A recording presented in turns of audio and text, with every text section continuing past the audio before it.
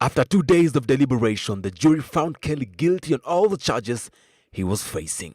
Sentencing is due on 4th May and he could spend the rest of his life behind bars. The jury found Kelly, whose full name is Robert Sylvester Kelly, was the ringleader of a violent and coercive scheme that lured women and children for him to sexually abuse. The singer, most famous for the award-winning song I Believe I Can Fly, was also found to have trafficked women between U.S. different states and produced child pornography.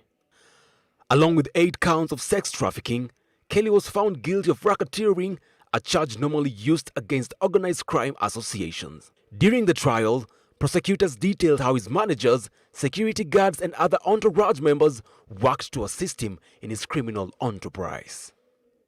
One woman who testified that Kelly imprisoned, drugged and raped her said in a written statement after the verdict that she had been hiding from Kelly due to the threats made against her since she went public with her accusations. Predator who used his inner circle to ensnare underage girls and young men and women for decades in a sordid web of sex abuse, exploitation, and humiliation.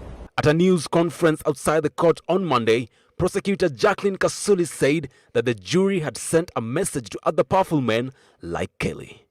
He directed these videos and produced them, not only for his own sexual gratification, but in some instances for the purpose of using these videos to silence and threaten his victims with public exposure of these tapes if they ever revealed what he had done. The verdict comes 13 years after Kelly was acquitted of child pornography charges after a trial in the state of Illinois. Many of the allegations heard in the trial were first laid out in the 2019 documentary Surviving R. Kelly. The swift decision by the jury of 7 men and 5 women took 9 hours over 2 days to reach a verdict, meaning they must have been fairly united in the examination of the evidence. Kelly's lawyer Dvorak Skanik told reporters that the singer did not expect to be found guilty. Based on the evidence, why should he anticipate this verdict?